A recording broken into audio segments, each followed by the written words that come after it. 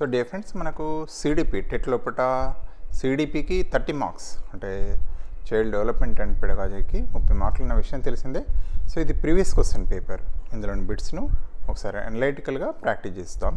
So తప్పనిసరిగా మనకు ఇప్పుడు రాయబోయే టెట్ మిత్రులకు తప్పనిసరిగా సహాయపడుతుంది. సో క్వశ్చన్స్కి వెళ్తున్నాం. A person hears his friend's son and said he was grown tall from the previous time he seen him. This indicates that ఒక వ్యక్తి తన స్నేహితుడి కుమారుడిని చూసి అతను ఇంతకుముందు చూసినప్పటికంటే ఎత్తుగా పెరిగాడని అన్నట్టు. ఇది దేన్ని సూచిస్తుంది? Growth is quantifiable. పెరుగుదల అనేది కొలవదగింది. Yes, correct. చూద్దాం. పెరుగుదలను ప్రత్యక్షంగా గమనించవచ్చు మనం. ఎత్తు అనేది గమనిస్తాం మనం. Growth is more qualitative in nature. Qualitative కాదు, క్వాంటిటేటివ్. కొలవడం. పెరుగుదల ఎక్కువ గుణాత్మకమైంది కాదు, అది వికాసమేమో గుణాత్మకమైంది కదా. Growth reflects only the functional aspects. పెరుగుదల అనేది కార్యాత్మక అంశాలను మాత్రమే ప్రతిబింబిస్తుంది కాదు. So growth is quantifiable. Quantity అంటే మనం కొలవదగింది. సో అందుకే first one is the right answer. So next బిట్కి వెళ్తున్నాం. Which of the following statement related to the principles of development? Rate of growth and development is not uniform. క్రింది స్టేట్మెంట్లలో పెరుగుదల వికాసం అన్ని దశలలో ఒకే విధంగా సాగదు అనే సూత్రానికి సంబంధించింది. వికాసం ఎప్పటికీ ఆగదు కాదు. Rate of development will be the same in the case of twins కాదు. కవలలో వృద్ధి ఒకే రేటుగా ఉంటుంది కాదు. తొలి సంవత్సరాలప్పుడు వికాసం వేగంగా ఉంటుంది, ఉత్తర బాల్య దశలో వేగం మందగిస్తుంది. నిజమే కదా. తొలి దశలో కూడా వికాసంగా ఉంటుంది ఉండి ఉత్తర బాల్య దశలో వేగం అనేది అప్ అండ్ డౌన్ అవుతుంది, మందగిస్తుంది. Development is more rapid in early years and shows down it later childhood. So ఇది పెరుగుదల వికాసం అన్ని దశల్లో ఒకే విధంగా సాగదు అనే దానికి ఇక్కడ మనం third one is the right answer. ఒక శిశువు సాధారణంగా మొదట చేతిని కదిలించి తర్వాత అరచేతిని కదిలిస్తుంది. ఇది కూడా కాదు. దానికి సంబంధించి స్టేట్మెంట్ మనకి ఇచ్చారు కదా, ఒకే విధం సాగదు అనే దానికి సంబంధించింది కాదు. మూడోదే రైట్. Next bit. ఈ దశలో ఉన్న పిల్లలు వ్యతిరేక లింగానికి చెందిన పిల్లలతో స్నేహంగా ఉండరు. Children at the stage are mostly unfriendly with the children of opposite sex. Early childhood, infancy, adolescence and later childhood. So later childhood ఉత్తర బాల్య దశ లోపల పిల్లలు ఏంటంటే వ్యతిరేక లింగానికి అంటే మేల్ ఫీమేల్ లేదా బాయ్స్ గర్ల్స్ తోటి స్నేహంగా ఉండరు. Later childhood stage. So fourth one. So పియాజే ప్రకారం మా నాన్న నా కజిన్కి మామయ్య అయితే నా కజిన్ యొక్క నాన్న నాకు మామయ్య అవుతాడు అని తార్కికంగా ఆలోచించడం ప్రారంభించిన పిల్లవాడు ఏ దశలో ఉంటాడు? అకార్డింగ్ టు పియాజే, child who begins to think logically that if my dad is my cousin's uncle then my cousin's dad become my uncle. లాజికల్గా ఎక్కడ ఆలోచిస్తాడు అంటే మూర్త ప్రచాలక దశలో. లాజికల్గా థింక్ చేయడం అనేది ఎక్కడ స్టార్ట్ అవుతుందంటే కాంక్రీట్ ఆపరేషన్ స్టేజ్లో పెట్టిన లాజికల్గా థింక్ చేస్తాడు. సో ఇట్లా ఎగ్జాంపుల్స్ ఇచ్చి అది ఏ దశకు సంబంధించింది అని అడుగుతున్నాడు. అమృత ప్రచాలక దశ, ఇంద్రియ చాలక దశ. సో ఇక్కడ మూర్త ప్రచాలక దశలోనే థర్డ్ వన్. సో ఇది second one is the right answer.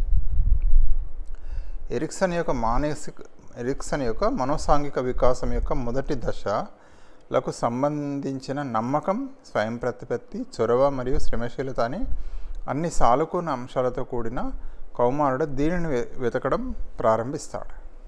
ఇవన్నీ పాజిటివ్గా ఉన్నప్పుడు ఏది వస్తుంది అంటే రోల్ ఐడెంటిటీ. రోల్ ఐడెంటిటీ అనేది ముఖ్యమైనది, తదాత్మ్యం. అదేవిధంగా ఇంటిమెసీ అంటున్నాడు, క్రియేటివిటీ కాదు, role identity. So role identity, role confusion అన్నిట్లో పాజిటివ్ ఇస్తాడున్నాడు. నమ్మకం, స్వయం ప్రతిపత్తి, చొరవ, శ్రమశీలత ఇవన్నీ కూడా దేనికి దారితీస్తాడంటే రోల్ ఐడెంటిటీకి వెతకడాన్ని ప్రారంభిస్తాడు. సో మాధ్యమిక పాఠశాలకు కలిసి వెళ్ళే ఇద్దరు సోదరిమణులు ప్రతిరోజు ఉదయం గొడవ పడుతుంటారు. వారిలో ఒకరు సమయపాలన పాటించి సమయానికి పాఠశాలకు సిద్ధమవుతారు. మరొకరు ఆలస్యంగా తయారవడం వల్ల వారు తరచుగా పాఠశాలకు ఆలస్యంగా వెళ్తున్నారు. ఇద్దరు సోదరిమణులు ఈ విధంగా దీన్ని ఏ విషయంలో వివేదిస్తున్నారు? ఇంట్రెస్ట్, అభిరుచి కాదు కదా, అభిరుచి కాదు. సహజ సామర్థ్యం కాదు. హ్యాబిట్స్, అలవాట్లు కదా, అలవాటే ముఖ్యమైనది ఇక్కడ. ఈ కనిపించేది థింకింగ్ కూడా కాదు. ఒకరు ఆలస్యంగా తయారు కావడం వల్ల పాఠశాలకు ఆలస్యంగా వెళ్తున్నారు. అదేవిధంగా ఒకరు సమయ పాలన పాటించి సమయానికి పాఠశాలకు వెళ్తారు, సిద్ధమవుతారు. ఈ విధంగా వాళ్ళు రోజు గొడవ పడుతున్నారట. దేనికంటే హ్యాబిట్, అలవాటు. ఒకటి బ్యాడ్ హ్యాబిట్, ఒకటి గుడ్ హ్యాబిట్. లేట్ గోయింగ్, కానీ ఇంకోటి టైం, అలవాటు. అది మేమిద్దరం అన్ని అంశాల్లో ఒకేలా ఉంటామని కొంతమంది తమ స్నేహితుడి గురించి చెప్పుకోవడం మనకు తరచుగా కనిపిస్తుంది. ఈ స్టేట్మెంట్ ద్వారా ఇద్దరు స్నేహితులది ఒకే మూర్తిమత్వం అనే అర్థం తీసుకోవచ్చా? We often find some people saying about their friends that we both are small, same in all aspects. Can this statement be taken to understand that the both friends have the same personality? ఖచ్చితంగా అవును, same personality same ఉండదు. Cannot say, అది కూడా రాంగే. వారి స్నేహితులు కాబట్టి నిజం కావచ్చు, కాదు, అది కూడా తప్పే. డెఫినెట్లీ నాట్, ఖచ్చితంగా కాదు. మరి పర్సనాలిటీ ఎప్పటికి కూడా సేమ్ ఉండదు, మూర్తిమత్వం. వాళ్ళు అనుకుంటాను కానీ కాదు. Poor self concept, self critical, suspicion and insecure all symptoms of పేలవమైన స్వీయ భావన, స్వీయ విమర్శన, అనుమానాస్పదం మరియు అభద్రతా భావం దీని లక్షణాలు. సో లో ఇంటెలిజెన్స్ కాదు. పేలవమైన మానసిక ఆరోగ్యం, ల్యాక్ ఆఫ్ మెంటల్ హెల్త్, పేలవమైన మానసిక ఆరోగ్యం అనేది పూర్ మెంటల్ హెల్త్ అనేది right answer. Lack of morality కాదు, డిసింట్రెస్ట్ కూడా కాదు. ఇచ్చిన ఆన్సర్స్ని ఒక 2 సార్లు చదివితే మనకు ఆటోమేటిక్గా మనకు తెలిసిపోతుంది ఆన్సర్ అనేది. డెఫినెట్గా వీ కెన్ కొంత ఎలిమినేషన్ ప్రాసెస్కి వెళ్ళి మనం చేసుకోవచ్చు.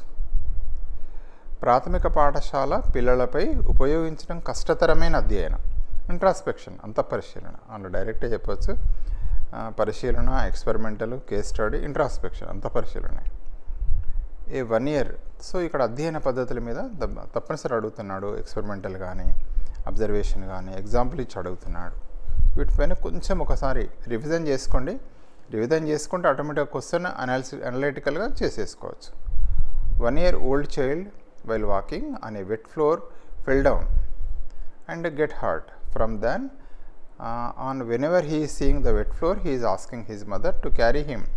This is an example of 7 వయసున్న చిన్నారి తడి నేలపై నడుస్తుండగా కింద అంటే జారిపడ్డాడు. అప్పటి నుండి అతడు తడి నేలను చూసినప్పుడల్లా తన తల్లిని ఎత్తుకోమని అడుగుతున్నాడు. ఇది దేనికి ఎగ్జాంపుల్? మ్యాచ్యూరిటీయా? కాదు, లెర్నింగ్, అభ్యసనమే కదా. గతంలో జారిపడ్డాడు కాబట్టి తడి పదనం వెట్ ఉన్నది కాబట్టి మళ్ళీ ఎత్తుకోమంటాడు. అది ఏంటంటే లెర్నింగ్, నేర్చుకున్నాడు, పెరుగుదల కాదు, ఇమిటేషన్ కాదు. So second one is the right answer. ఈ క్రింది వాటిని జతపరచండి. స్కిన్నర్, పావెలోవ్, థార్నడైక్, కోహెల్లర్. మనకు స్కిన్నర్ అంటే తెలుసు, కార్యసాధకం, ఆపరెంట్ కండిషనింగ్ కదా. పావెలోవ్ కుక్క పైన ప్రయోగం చేసిండు, stimulus response theory, SR. Thorndike trial and error method నాకు తెలుసు, యత్నదోష అభ్యసనం. కోహెల్లర్ అంతర్దృష్టి అభ్యసనం. సో ఇక్కడ మనకు ఆల్రెడీ ఎటువైపున యత్నదోషం ఇచ్చిండు. అభ్యసనం అనేది యత్నదోషం, అభ్యసనం అనేది అంతర్దృష్టి, అభ్యసనం అనేది ఎస్ఆర్, అభ్యసనం అనేది కార్యసాధక నిబంధన థార్నడైక్, మన స్కిన్నర్. సో A4 కదా. A4 ఎక్కడుందో ఒకసారి చూద్దాం. A4 అన్నిట్లో ఉంది. Okay. Pavlov SR, stimulus response. B3 ఎక్కడుంది? ఒకటే దానిలో ఉంది. సో దట్ ఈస్ ఆటోమేటిక్గా చెప్పవచ్చు, రైట్. మళ్ళీ ఒకసారి తీసుకోవచ్చు. A4 B3 ఉంది ఒకటే దానిలో. ఇక్కడ ఏమి ఇచ్చాడు? ఇలానే ఇస్తున్నాడు, C1 అంటున్నాడు. థార్నడైక్ ఏంది? థార్నడైక్ ట్రయల్ అండ్ ఎర్రర్ కదా, ఫస్ట్ వన్. సో C1 ఉంది. కోహెల్లర్ ఏంది? అంతర్దృష్టి అభ్యసనం. ఎక్కడుంది? 2 D2. సో ఇక్కడ A4 3C. సో ఒక్కటి దానిలో పికప్ చేసుకున్న మిగతా ఆన్సర్ మనకు వచ్చేస్తుంది. కానీ మళ్ళీ క్రాస్ చెక్ చేసుకోవాలి ఎందుకైనా మంచి. సో దాని ప్రకారంగా so first one is the right answer. So అభ్యసన సిద్ధాంతాలను ఇక్కడ జతగూర్చమని ఇచ్చాడు. వెరీ సింపుల్, మనకు ఈజీ, మీకు ఈజీ అన్న విషయం తెలిసిందే. తల్లితో కలిసి బస్సులో ప్రయాణం చేస్తున్న 4 ఏళ్ల బాలిక ఏడుస్తున్న 2 ఏళ్ల బాలికకు తన బొమ్మనిచ్చింది. తన కుమార్తెలు ఇలాంటి ఉదార వైఖరిని ప్రోత్సహించడానికి 4 ఏళ్ల పాప తల్లి ఆమెకు టోఫీ అంటే తినడానికి టోఫీ ఇచ్చిందట. స్కిన్నర్ ప్రకారం ఉదాహరణలో ఆపరెంట్ అనేది ఏది అంటే ఆపరెంట్ కండిషనింగ్ అంటాం కదా, operant. So cry of 2 years old, 2 సంవత్సరాల పాప ఏడుపు. రెండవది టోఫీ. మూడవది గివింగ్ ద టాయ్ అనేది ఆపరెంటింగ్ అంటే ఇక ప్రెస్ చేయడం. ఇక్కడ అంటే ఏం చేస్తే మనకు ఆ పాపకు టోఫీ ఇవ్వబడ్డది అన్నట్టు. ఏం చేసిందంటే గివింగ్ ద బాయ్ అంటే మంచి ప్రవర్తన ఏది అన్నట్టు. Giving the toy. అంటే ఆ బిడ్డ ఏం చేసింది, 2 ఏళ్ల పాపకు తన బొమ్మనిచ్చింది. గివింగ్ ద టాయ్ అనేది ఇక్కడ అపరెంట్ కండిషనింగ్ అనేది ఇక్కడ ఇస్తున్నాడు. సో ఈ విధంగా స్కిన్నర్ సంబంధించింది. అంతకుముందు చూస్తున్నాం కదా, అభ్యసన సిద్ధాంతాలకు వెళ్ళి బిట్స్ ఎట్లా ఫ్రేమ్ అవుతున్నాయి. So to admit children in to class 1 at the age of 6 years denote one of the execution implication of this law of Thorndike. 6 సంవత్సరాల వయసులో తరగతి 1లో పిల్లల్ని చేర్చుకోవడం థార్నడైక్ ఈ నియమానికి విద్యాపరమైన అనుపయుక్తం. అంటే 6 years వస్తేనే క్లాస్ 1లో జాయిన్ చేసుకుంటాం. ఇది దేనికి, థార్నడైక్ యొక్క ఏ లాకు అనుపయుక్తం అంటున్నాడు. అంటే లా ఆఫ్ రెడీనెస్, సంసిద్ధం కావడం, ఫిజికల్ కావచ్చు, మెంటల్ కావచ్చు. Law of exercise, law of effect, law of readiness, సంసిద్ధత నియమం కదా. So third one is the right answer. Identify the example relating to primary motive. ప్రాథమిక ప్రేరకానికి సంబంధించిన ఉదాహరణను గుర్తించండి. అంటే ప్రైమరీ మోటివ్ అంటే జనరల్గా ఏంటంటే మోటివేషన్కు పునాది నీడ్స్, ప్రైమరీ నీడ్స్, ఆకలి కానీ, నీరు కానీ, అంటే దాహం, ఫుడ్డు, వాటరు, స్లీప్, నిద్ర, రెస్ట్, ఇవన్నీ కూడా కదా. So feeling very sleepy after working continuously for a longer hours in a day.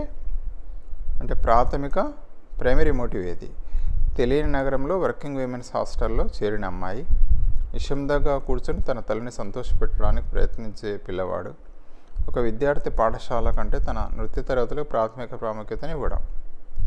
So ఇక్కడ మోటివేషన్కి వెళ్ళి అక్కడ పికప్ చేసుకుంటుందంటే నిద్ర అనేది, ఫీలింగ్ వెరీ స్లీపీ, ఇట్లా నిద్ర వస్తుంది అంటాం కూడా ఉంది, అది primary motive. So first one is the right answer. ఈ క్రింది వాటిలో సానుకూల అభ్యసన బదిలీకి సహాయం చేయండి. అంటే పాజిటివ్ ట్రాన్స్ఫర్ ఆఫ్ లెర్నింగ్కు సహాయపడింది ఏది, కోరిలేటెడ్ లెర్నింగ్, సంబంధం ఉంది, సహాయం చేస్తుంది. రూట్ లెర్నింగ్, సో బట్టి అభ్యసనం అనేది ట్రాన్స్ఫర్ ఆఫ్ లెర్నింగ్కు సహాయపడది. Learning by insight, learning by discovery, ఇది కాదు రూట్ లెర్నింగ్. సో ఖచ్చితంగా మనం చూసుకోవాలి, నాట్ అంటాడా, ఏమంటాడు, ఎట్లా ఇచ్చాడు. Following does not help in positive transfer, not అన్నాడు, అట్లా చూసుకోవాలి మనం. బుద్ధిమాంద్యత గల పిల్లలకు కృత్య ప్రణాళికలను చేస్తున్నప్పుడు ఉపాధ్యాయులు లక్ష్యంగా పెట్టుకోవాల్సింది increasing intelligence, prevent retardedness, making mentally retarded children normal intelligence, maximum development of abilities, సామర్థ్యాల గరిష్ట వికాసం, వెరీ వెరీ ఇంపార్టెంట్. సో వాళ్ళ యొక్క ఎబిలిటీస్ని పెంచడం, మ్యాక్సిమం పెంచడం, దాన్ని దృష్టిలో పెట్టుకోవాలి. So fourth one is the right answer. A good teaching plan is that which has, ఒక మంచి బోధనా ప్రణాళిక ఇది దీన్ని కలిగి ఉంటుంది. Common activities for all learners, అదేవిధంగా అభ్యాసాలందరికీ ఒకేలాంటి కృత్యాలు, అభ్యాసకుడి కంటే ఉపాధ్యాయునికి ప్రధాన పాత్ర, major role for teacher than the learner, కాదు, ఈ రెండు కాదు. ప్రొవిజన్ ఫర్ ఫ్లెక్సిబిలిటీ, నమ్యతకు వీలుండడం కదా, ఫ్లెక్సిబిలిటీ అనేది చాలా ప్రాణం. Activities from the text book only, కాదు, పాఠ్య పుస్తకం నుండి కృత్యాలు, ఇవేవి కాదు. సో ఫ్లెక్సిబిలిటీ అనేది చాలా ఇంపార్టెంట్. లెసన్ ప్లాన్ అనేది ఎట్లా ఉండాలంటే a good teaching plan is that which is flexible in nature, flexibility అనేది, నమ్యత అనేది ఉండాలి. అంటే అవసరమైనప్పుడు మార్పులు చేర్పులకు లోన్ చేసుకోవడం అనేది దాన్ని ఫ్లెక్సిబుల్ అని చెప్తాం. ఉపాధ్యాయుడు తన బలాలను మరియు బలహీనత ఎల్లప్పుడూ పర్యవేక్షించుకునేది దీన్ని సూచిస్తుంది. Self reflection, teacher who always monitors her strength and weaknesses indicates this. So self రిఫ్లెక్షన్ని తెలియజేస్తుంది. Clarity in communication, curiosity, adaptability కాదు, self reflection. So next bit, identify the advantage of self learning among the following. అంటే స్వీయ అభ్యసనం యొక్క ప్రయోజనాలు ఏంటి. Learning at learner face, అభ్యాసకుడు తన సొంత వేగంతో అభ్యసించడం, కరెక్టే. సొంతంగా పనిచేయడం నేర్చుకోవడం, అది కూడా రైటే. డెవలప్మెంట్ ఓనర్షిప్ ఇన్ లెర్నింగ్, అది కూడా రైటే. లూజింగ్ సెల్ఫ్ కాన్ఫిడెన్స్, కాదు, సెల్ఫ్ లెర్నింగ్లో లూజింగ్ సెల్ఫ్ కాన్ఫిడెన్స్ ఉండదు. ఏంది రైట్ ఏంది, ఏబీసీ అనేది రైట్. ఎక్కడ ఉంది ఏబిసిడి, కాదు, బీసీడి కాదు, ఏబీసీ. సో ఇక్కడ ఫోర్త్ వన్ ఏదైతే ఉందో ABC right answer. So next bit, one of the following does not అంటున్నాడు, does not contribute for a non threatening environment in the class room. ఈ క్రింది వాటి లోపల ఒకటి భయరహిత వాతావరణానికి దోహదపడదు. సో తరగతి inviting students suggestion and class room activities, తరగతి గది కృత్యాల విషయంలో విద్యార్థుల సూచనలను ఆహ్వానించడం. తర్వాత being strict about the achievement of student. So అది ఆటోమేటిక్గా కంపారిటివ్లో ఇది ఏంటంటే భయరహిత వాతావరణానికి కాదు, భయంతో కూడిన వాతావరణానికి ఇది దారితీస్తుంది కదా. సో అందువల్ల second one is right answer. Provide opportunities to student to know each other better. So అది కూడా మనకు మంచిదే కదా, పాజిటివ్ థింగే కదా. Include anxiety reducing activities like music. వ్యాకులతను తగ్గించే సంగీతం వంటి కృత్యాలను చేర్చడం. సో ఇవన్నీ పాజిటివ్గా ఉంది. ఇక్కడ నెగిటివ్ ఏంటంటే being strict about achievement students అనేది అది భయరహిత వాతావరణానికి దోహదపడదు కదా, ఒక భయమైన వాతావరణాన్ని కల్పిస్తుంది. Next bit. Among the which of the following case should A teacher suspect a child abuse and take necessary steps. క్రింది వాటిలో ఉపాధ్యాయులు పిల్లలపై వేధింపులను అనుమానించి అవసరమైన తీసుకోవాల్సింది. క్రింది వాటిలో ఉపాధ్యాయులు పిల్లలపై వేధింపులను అనుమానించి అవసరమైన చర్యలు తీసుకోవాల్సినవి. ఒకటి, ఇచ్చిన వివరణతో సరిపోలని శారీరక గాయాలు. A, physical injuries that don't match with given explanation. B, failure to exhibit previous acquired development of skills. గతంలో నేర్చుకున్న వికాస నైపుణ్యాలను ప్రదర్శించడంలో వైఫల్యత. జెనిటల్ పెయిన్ ఆర్ ఇంజ్యూరీ, జననేంద్రియ నొప్పి లేదా గాయం. Poor growth due to parenting, పెంపకం వల్ల పేలవమైన పెరుగుదల. ఇక్కడ ఏమిస్తున్నాడంటే ఆప్షన్ ఏబిసిడి రైట్ అని ఇక్కడ ఇవ్వడం అనేది చెప్తున్నాడు. ఇక్కడ ఏబిసి, మూడవది ఏసిడి అని ఇస్తున్నాడు. సో ఏబిసిడి అన్నీ రైట్ అని చెప్తున్నాడు. కొంచెం కాషియస్గా ఉండాలి, ఎందుకంటే ఎనలైటికల్గా వెళ్ళాలి, కొంచెం జాగ్రత్తగా ఉండాల్సి వస్తుంది. సో నెక్స్ట్ దానికి చూద్దాం. The main aim of CC యొక్క ప్రధాన లక్ష్యం. ఒకటి, విద్యార్థులపై ఒత్తిడిని తగ్గించడం. Reduce the pressure on students. Give more power to teachers. ఉపాధ్యాయులకు మరింత అధికారాన్ని ఇవ్వడం. రాత పరీక్షలన్నీ పద్ధతిని రద్దు చేయడం. సంవత్సరం పొడవునా విద్యార్థులను నిమగ్నం చేయడం. సో 4 కాదు, 3 కాదు, 2 కూడా కాదు. ఏంటంటే ప్రెషర్ రెడ్యూస్ చేయడమే. సిసి అంటే నిరంతర మూల్యాంకనం. మామూలుగా తెలియకుండానే సిసి ఎట్లుంటుందంటే ప్రాజెక్ట్ వర్క్స్ కావచ్చు, చిన్న చిన్న ప్రశ్నలు అడగడం కావచ్చు, అది పరీక్ష అని తెలియకుండానే మనకు సిసి పిల్లల యొక్క ప్రగతిని ఎప్పటికప్పటికి సమీక్షిస్తుంది. పిల్లలకు ఇంక ఏరియా లోపల ఇంప్రూవ్ కావాలో దానికి సూచించేదే మనకు ఏంటంటే సిసి కదా. దానివల్ల పిల్లలపై ఒత్తిడి తగ్గుతుంది. సో ఇక్కడ ఇచ్చిన ఆన్సర్స్లో first one is the right ones. Next bit. ఒక పరిశోధకుడు పాఠశాల నుండి పిల్లలు ఆశించే దానిపై అధ్యయనాన్ని నిర్వహిస్తున్నాడు. ఇక్కడ ఉపయోగించవలసిన సాధనం. A researcher is conducting to study children's expectations from school. పిల్లలు పాఠశాల నుంచి ఏం ఆశిస్తున్నారు అనే దాన్ని పరిశోధన చేస్తున్నాడు. ద అప్రాప్రియేట్ టూల్ ఫర్ దానికి సరైన టూల్ ఏంటిది can be employed for that.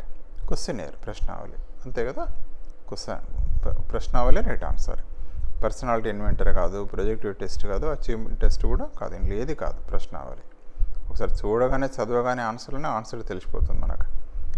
A teacher working on the principle of insightful learning need not give importance to which of the following in her lesson plan. అంతర్దృష్టి అభ్యసన సూత్రాల ఆధారంగా పనిచేసే ఉపాధ్యాయురాలు తన పాఠ్య ప్రణాళికలో క్రింది వాటిలో దేనికి ప్రాధాన్యత ఇవ్వాల్సిన అవసరం లేదు. ప్రజెంటేషన్ ఐజ్ ఓల్గా ఉంటుంది కదా. రోట్ మెమరీ ఆఫ్ కాన్సెప్ట్ను బట్టి పట్టడం కాదు, అదే రాంగ్, అది ఉండదు. మోటివేషన్, ప్రేరణ ఉంటుంది. Scope for participation in learning, ఇవన్నీ ఉంటాయి. భావనలను బట్టి స్మృతి పట్టడం అనేది పాఠ్య ప్రణాళికలో మనం ఇంపార్టెన్స్ ఇవ్వాల్సిన అవసరం లేదు. So second one is the right answer. Next bit. చాలా ఏళ్ల తర్వాత శైలేష్ స్వగ్రామానికి వచ్చాడు. స్నేహితులతో కలిసి గ్రామానికి చుట్టి వచ్చి ఆలయ ప్రాంగణానికి రాగానే వారు పండుగ సందర్భంగా చేసిన నృత్యాన్ని గుర్తుకు తెచ్చుకొని వాయించిన సంగీత వాయిద్యాలను గుర్తించి మళ్ళీ తన స్నేహితులతో కలిసి నాట్యం చేశాడు. శైలేష్ చేసిన కృత్యాలు ఈ క్రింది వాటిలో ప్రతిబింబిస్తాయి.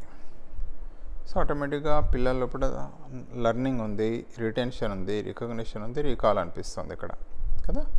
అన్ని దేన్ని ప్రతిబింబిస్తాయి? లెర్నింగ్, నాట్యం చేయడం లెర్నింగ్ చేసినట్టు తెలుస్తుంది, అది ధారణలో ఉంది, రీకాల్ చేస్తున్నాడు, రికగ్నిషన్ కూడా చేస్తున్నాడు. సో ఇక్కడ మనకు ఏబిసిడి అన్నీ ఉన్నాయి right answer. So fourth one is the right answer. క్రింది వాటిలో సమూహ అభ్యాసంలో ప్రయోజనం. No scope for learners to learn their own pace. క్రింది వాటిలో సమూహ అభ్యసనంలోని ప్రయోజనం. Scope for unequal participation is more. అసమాన భాగస్వామ్యానికి ఎక్కువ అవకాశం. స్కోప్ ఫర్ షేరింగ్ ఎక్స్పీరియన్స్, అనుభవాలను పంచుకోవడానికి ఎక్కువ అవకాశం అనేది ఉంటుంది గ్రూప్ లెర్నింగ్లో. Scope for domination of fast learners. So ఇవన్నీ కాదు, scope for sharing of experiences is very important. Among the following, identify the aspect that is not considered in the teacher-centered paradigm. ఈ క్రింది వాటిలో టీచర్ సెంటర్డ్ పారాడైమ్లో కనిపించింది ఏంది? Following identify the aspect that is not considered. దీన్ని consider చేయం teacher సెంటర్లో. క్రింది వాటిలో ఉపాధ్యాయ కేంద్రీకృత నామంలో పరిగణించబడిన అంశం.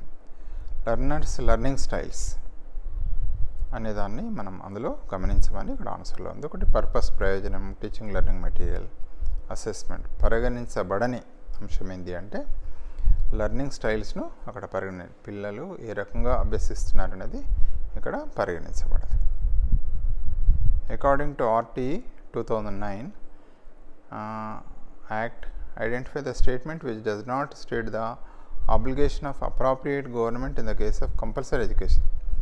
RTE యాక్ట్ ప్రకారం నిర్బంధ విద్య విషయంలో సముచిత ప్రభుత్వ బాధ్యతను పేర్కొనని statement. To provide elementary education to children 6 to 14 years age either free or by collecting fee. కాదు, ఫ్రీగానే ఇవ్వాలి కానీ ఆర్ బై కలెక్టింగ్ ఫీ కాదు. 6 నుండి 14 సంవత్సరాల పిల్లలకు ఎలిమెంటరీ విద్యను ఉచితంగా లేదా రుసుము వసూలు చేసి అందించడం కాదు, ఫ్రీయే. అంటే ఈ స్టేట్మెంట్ రాంగ్. ఎలిమెంటరీ విద్యను పూర్తి చేయడానికి నిర్బంధ ప్రవేశం మరియు హాజరు నిర్ధారించడం, పొరుగు పాఠశాల లభ్యత నిర్ధారించడం, ఎలిమెంటరీ విద్య కోసం విద్యా ప్రణాళిక సలహాలు, ఇవన్నీ రైటే కానీ ఫస్ట్ వనే రాంగ్, సరైంది కాదు. A teacher you should view the diversities in your class room as. ఉపాధ్యాయుడిగా మన తరగతి గదిలోని వైవిధ్యాలను ఈ దృష్టితో చూడాలి. Resource, trouble, hurdle, burden. Resource ఒక వనరుగా చూడాలి, ట్రబుల్ అని చూడొద్దు, హర్డల్ అని చూడొద్దు, బర్డెన్ అని చూడొద్దు. గదిలోపల ఉన్న పిల్లలు అనేక రకరకాల వైవిధ్యాలు, కల్చర్లో కావచ్చు, ఇంట్రెస్ట్ లోపల కావచ్చు, ఎన్నో వైవిధ్యాలు ఉంటాయి క్లాస్ పిల్లల్లో. వాటిని ఒక వనరుగా, రిసోర్స్గా మనం వాడుకోవాలి, రిసోర్స్గా భావించాలి. సో చివరిది, habit of excess of eating and now play may lead to indigestion and obesity. This may have an impact and. అధికంగా తిని అడగపోయే అలవాటు అజీర్ణం మరియు ఉపాగాయానికి దారితీస్తాయి. ఇది దీనిపై ప్రభావం చూపెడుతుంది. Physical health only, emotional health only, social health only, overall wellbeing. So అన్ని హెల్త్లపైన ఇది ప్రభావం చూపెడుతుంది, ఒకటిదాని మీద కాదు. సో టోటల్ ఓవరాల్ వెల్బీయింగ్, పూర్తి శ్రేయస్సు పైన అది ప్రభావం చూపెడుతుంది. సో థ్యాంక్ యూ అండి, thank you for watching this video. ఈ విధంగా దయచేసి క్వశ్చన్స్ మనం చదవాలి 1-2 సార్లు. 4 ఆన్సర్స్ కూడా చూస్తాం. క్వశ్చన్ చదివితే కొంత ఆన్సర్ అనేది ఏదో గెస్ చేయొచ్చు, బట్ 4 ఆన్సర్లు చూసిన తర్వాత మళ్ళీ ప్రతిదీ రైట్ అనిపిస్తుంది, బట్ అందులో మనం కరెక్ట్ ఆన్సర్ను పికప్ చేసుకోవాలి. కొన్ని క్వశ్చన్స్ ఆ రకంగా ఉన్నాయి. సో థ్యాంక్ యూ అండి, thank you for watching this video. I wish you all the success in your TET exam. So మనకు సిడిపి అనేది మంచి స్కోరింగ్ సబ్జెక్ట్ అనేది మీకు తెలుసు, పార్ట్ అనేది మరి మంచి స్కోర్ చేయాలి, మిగతా అంశాలు కూడా చాలా చేసుకోవాలి. So I wish you all the success అండి. Thank you very much. Kindly share this video for your friends.